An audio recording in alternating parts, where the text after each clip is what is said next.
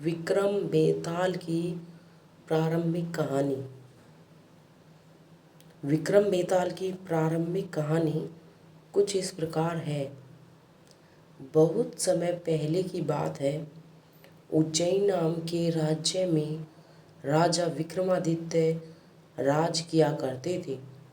राजा विक्रमादित्य की न्यायप्रियता, कर्तव्यनिष्ठता और दानशीलता के चर्चे पूरे देश में मशहूर थे। यही कारण था कि दूर दूर से लोग उनके दरबार में न्याय मांगने आया करते थे। राजा हर दिन अपने दरबार में लोगों की तकलीफ़ों को सुनते और उनका निवारण किया करते थे। एक दिन की बात है, राज दरबार लगा हुआ था। तभी एक भिक्षु विक्रमादित्य के दरबार में आता है और एक फल राजा को देकर चला जाता है। राजा उस फल को कोषाध्यक्ष को दे देता है। उस दिन के बाद से हर रोज वह भिक्षु राजा के दरबार में आने लगा। उसका रोज का काम यही था कि वह राजा को फल देता और चुपचाप चला जाता। राजा भी प्रत्येक दिन भिक्षु द्वारा दिया गया फल कोषाध्यक्ष को थमा देता। ऐसा करते करते करीब 10 साल बीत गए। एक दिन जब भिक्षु फिर राजा के दरबार में आकर फल देता है, तो इस बार राजा फल कोषाध्यक्ष को न देकर वहाँ मौजूद एक पालतू बंदर के बच्चे को दे देते हैं। यह बंदर किसी सुरक्षाकर्मी का था, जो छूटकर अचानक राजा के पास आ जाता है। बंदर जब उस फल को खाने के लिए तोड़ता है, तो उस फल के बीच से एक बहुमूल्य रत्न निकलता है। उस रत्न की चमक को देख राज दरबार में मौजूद सभी लोग हैरत में पड़ जाते हैं। राजा भी यह नज़ारा देख आश्चर्य में पड़ जाता है। राजा कोषाध्यक्ष को इससे पूर्व भिक्षु द्वारा दिए गए सभी फलों के बारे में पूछता है। राजा के पूछने पर कोषाध्यक्ष बताता है कि महाराज, मैंने उन सभी फलों को राजकोष में सुरक्षित रखवा दिया है। मैं उन सभी फलों को अभी लेकर आता हूँ। कुछ देर बाद कोषाध्यक्ष राजा को आकर बताता है कि सभी फल सड़ गल गए हैं। उनके स्थान पर बहुमूल्य रत्न बचे हुए हैं। यह सुनकर राजा बहुत खुश होता है और कोषाध्यक्ष को सारे रत्न सौंप देता है। अगली बार जब भिक्षु फल लेकर दोबारा विक्रमादित्य के दरबार पहुंचता है, तो राजा कहते हैं, भिक्षु, मैं आपका फल तब तक ग्रहण नहीं करूँगा जब तक आप यह नहीं बताते कि हर दिन आप इतनी बहुमूल्य भेंट मुझे क्यों अर्पित करते हैं। राजा की यह बात सुन भिक्षु उन्हें एकांत स्थान पर चलने को कहता है। एकांत में ले जाकर भिक्षु राजा को बताता है कि मुझे मंत्र साधना करनी है और उस साधना के लिए मुझे एक वीर पुरुष की ज़रूरत है। चूँकि मुझे तुमसे वीर दूसरा कोई नहीं मिल सकता, इसलिए यह बहुमूल्य उपहार तुम्हें दे जाता हूँ।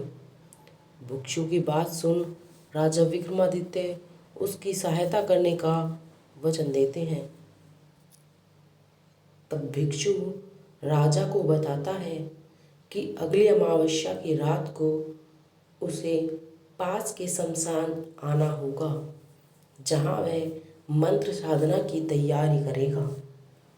इतना कहकर भिक्षु वहाँ से चला जाता है। अमावस्या का दिन आते ही राजा को भिक्षु की बात याद आती है और वह वचन के अनुसार शमशान पहुँच जाते हैं। राजा को देख भिक्षु बहुत प्रसन्न होता है भिक्षु कहता है, हे राजन, तुम यहाँ आए, मैं बहुत खुश हुआ कि तुम्हें तुम्हारा वचन याद रहा। अब यहाँ से पूर्व की दिशा में जाओ, वहाँ एक महाशमशान मिलेगा। उस महाशमशान में एक शीशम का एक विशाल वृक्ष है। उस वृक्ष पर एक मुर्दा लटका हुआ है। उस मुर्दे को तुम्हें मेरे पास लेकर आना है। भिक्षु की बात सुनकर राजा सीधे उस मुर्दे को लाने चल देता है। महाशमशान में पहुंचने के बाद राजा को एक विशाल शीशम के पेड़ पर एक मुर्दा लटका हुआ दिखाई देता है। राजा अपनी तलवार खींचता है और पेड़ से बंधी डोर को काट देता है। डोर कटते ही मुर्दा जमीन पर आ गिरता है और जोर से चीखने की आवाज़ आती है। दर्द भरी चीख सुन राजा को लगता है कि शायद यह मुर्दा नहीं बल्कि कोई जिंदा इंसान है। थोड़ी देर बाद जब मुर्दा तेजी से हंसने लगता है और फिर पेड़ पर जाकर लटक जाता है तो विक्रम समझ जाता है कि इस मुर्दे पर बेताल चढ़ा है। काफ़ी कोशिश के बाद विक्रम बेताल को पेड़ से उतार अपने कंधे पर टांग लेते हैं। इस पर बेताल विक्रम से कहता है, विक्रम, मैं तेरे साहस को मान गया, तू बड़ा ही पराक्रमी है, मैं तेरे साथ चलता हूँ, लेकिन मेरी एक शर्त है कि पूरे रास्ते तू कुछ भी नहीं बोलेगा। विक्रम सिर हिलाकर हाँ में बेताल की बात मान लेता है।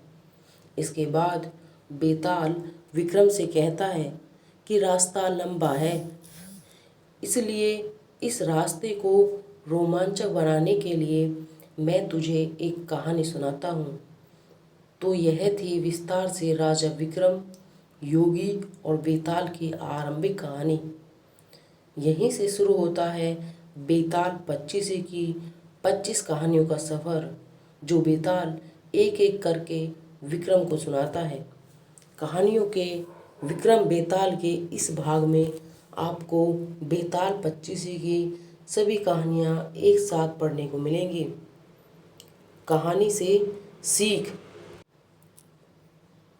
एक राजा को हमेशा विक्रमादित्य की तरह साहसी और पराक्रमी होना चाहिए, तभी वह अपनी प्रजा की रक्षा कर सकता है। आगे की कहानी के लिए हमारे चैनल को सब्सक्राइब करें, वीडियो को लाइक करें और ज़्यादा से ज़्यादा शेयर करें। तो मिलते हैं अपनी नेक्स्ट वीडियो में नेक्स्ट स्टोरी के साथ। तब तक के लिए बाय बाय।